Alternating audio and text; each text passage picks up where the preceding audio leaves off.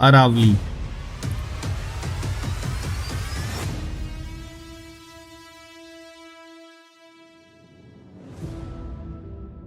अरावली को काटने के बहुत सारे फायदे हैं। तुम सोच रहे होगे ये कैसी बातें कर रहा है। सरकार और कोर्ट यही तो कर रही है। हमारे प्यारे ध्रुवराठी भवंडर और धुरंधर कर रहे हैं। कहाँ गई देशभक्ति? My all respect and due goes to professor of how, जिसने सबसे पहले इसको कवर किया।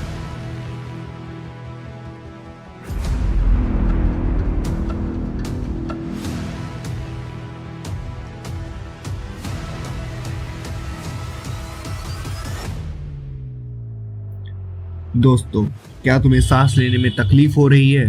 क्या तुम्हारी आंखें जल रही हैं? कॉन्ग्रेचुलेशन, तुम दिल्ली एनसीआर में हो।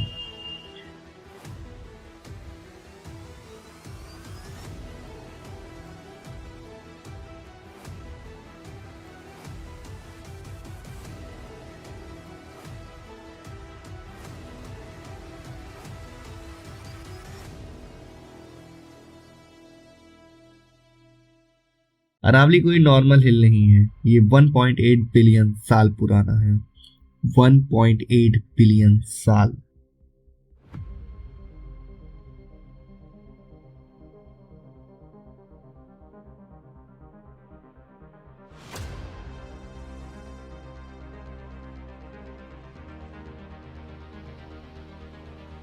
जब हिमालय पैदा भी नहीं हुआ था, अरावली अपनी जवानी में था। ये पहाड़ हमारे इतिहास का गवाह है। राम जी ने अपने 14 साल के वनवास का कुछ समय यहाँ बिताया था और लेखों में इसे पर्वतीय पर्वत कहा गया है। ये इस बात का भी गवाह है, पांडव ने अज्ञातवास में इसी अरावली की शरण ली थी। जब भगवान ने अर्थ का ब्लूप्रिंट बनाया था तो सबसे पहली लाइन जो खींची होगी वो रही होगी अरावली हिल्स की।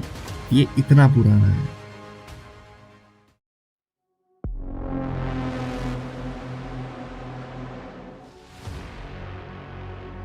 चलो तुमको एक कहानी सुनाता हूँ।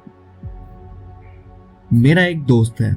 एक बार हम बैंक गए। बैंक वालों ने अकाउंट ओपनिंग के लिए उसे साफ इनकार कर दिया। अच्छा छोड़िए, हम फिर आधार कार्ड के लिए पोस्ट ऑफिस गए, वहां भी उसे इनकार कर दिया गया। अब तुम पूछोगे मिस्टर मी, ये कैसी बातें कर रहे हो, यहाँ इसका क्या मतलब है? तो यही सवाल मैं सरकार से पूछना चाहता हूँ, ये कैसा बेहुदा सा लॉ एंड ऑर्डर है? जो 100 मीटर से कम हिल्स हैं उन्हें अरावली माना ही नहीं जाएगा। वो बस खाली जमीन है।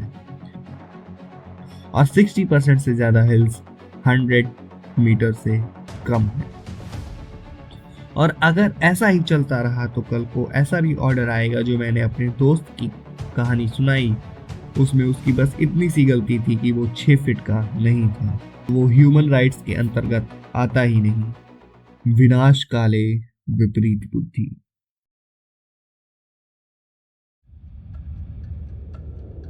हमारे देश में कुछ महान लोग हैं जिन्हें हम प्यार से लैंड माफिया और विजनरी बिल्डर्स कहते हैं। सरकार का कहना है पिछले कुछ सालों में 94 में से 32 पहाड़ गायब हो गए। लिटरली गायब हो गए। अरे वो पहाड़ है, कोई वोट नहीं जो चोरी हो गए।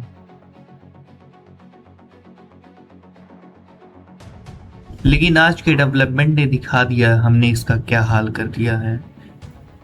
मई 1992 सरकार ने इसे इको सेंसिटिव डिक्लेयर किया था, लेकिन उसके बाद से हमने इसे सिर्फ सेंसिटिव तरीके से ही काटा है। इसका असली काम था राजस्थान की मिट्टी को दिल्ली आने से रोकना, लेकिन हमने सोचा मिट्टी ही तो है, आने दो। घर में मिट्टी आएगी तभी तो वैक्यूम क्लीनर की सेल्स बढ़ेगी। अभी तुमको कोई फर्क नहीं पड़ेगा, क्योंकि ये तो ह्यूमन नेचर है। जब तक उस पर बीतती नहीं समझ कहाँ आता है। तो सुनो, अरावली जिसे कोर्ट ने खुद लंग्स ऑफ रीजन कहा है, जो सांसें तुम ले रहे हो, इंडिया का most of the oxygen Aravalli से ही आता है। दिल्ली, सब जानते होंगे दिल्ली का क्या हाल है। लाल किले से तो हिमालय पर्वत दिखता है ना। दिल्ली को रेगिस्तान बनने से अगर कोई रोक रहा है तो वो है अरावली।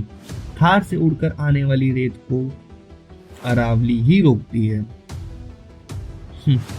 और सरकार का कहना है अरावली के होने की वजह से पॉल्यूशन है। अरे इकोसिस्टम, वहां के लाखों एनिमल्स कहाँ जाएंगे? तुम्हारे घर में आएंगे? वो हैं तब तक इकोसिस्टम जिंदा है। लेकिन हमारी सरकार कह रही है पहाड़ काट कर वहां एक इको फ्रेंडली रिजॉर्ट बना सकते हैं। Eco friendly resort. अब कुछ समझ आया? आवाज उठाओ। अगर इसे नहीं बचा पाए तो सरकार की गलती तो दूसरे नंबर पर होगी, सबसे बड़ी गलती तुम्हारी होगी। बस सब देखते रहे। और ये बात केवल अरावली हिल्स के लिए नहीं है। कुछ महीने पहले ऐसा ही कुछ हैदराबाद में भी हुआ था। वहां तो जानवरों ने प्रोटेस्ट किया, आवाज उठाई, लेकिन तुम जानवरों से भी बदतर हो। आज अरावली कट रही है। 12 जून 2025 को कुछ ऐसा ही हुआ था। मेरे ओपिनियन में वो कोई अहमदाबाद का प्लेन क्रैश नहीं था, बल्कि एक सोची समझी साजिश थी। उसकी वीडियो इसके बाद जरूर देखना है। आई बटन पे क्लिक करो और जाओ तुरंत देखो। अब ये भी सुन लो, अरावली कटने से किसको फायदा है? लैंड माफिया, जिन्हें बस एक ग्रीन सिग्नल मिले तो पूरी की पूरी अरावली साफ कर दें। वहां की माइनिंग से उन्हें पिंक ग्रेड फाइट मिलेगा जो 1.8 बिलियन साल पुराना है। बिल्डर्स को मॉल रिजॉर्ट बनाने के लिए जमीन मिलेगी, जहां वो पेड़ काटकर फार्म हाउस बनाएंगे, जिससे उस घर में हरियाली रहे। अब क्या ही बोलूं।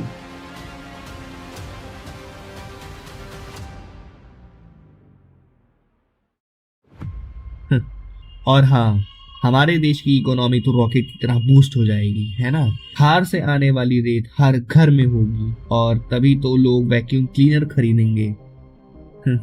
इकोनॉमी दोस्तों, हर घर में एक बीमार होगा तभी तो लोग हॉस्पिटलाइज्ड होंगे।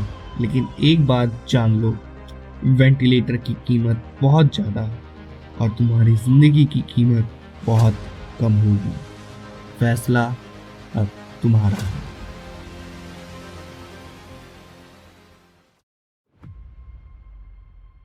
मान लो तुम हॉस्पिटल गए और तुमने डॉक्टर से कहा मुझे 104 डिग्री बुखार है, और डॉक्टर बोलते हैं अरे नहीं, घबराने की कोई बात ही नहीं है, ये तो बस थर्मोमीटर की कैलकुलेशन है।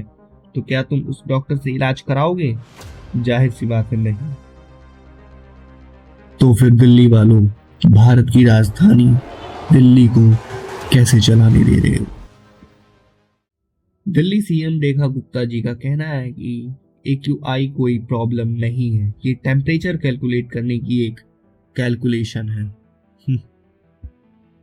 सब कुछ तो आंखों के सामने हो रहा है, लेकिन याद रखना, आज जो हो रहा है कल वो एक इतिहास बनेगा और तुम उस इतिहास का हिस्सा।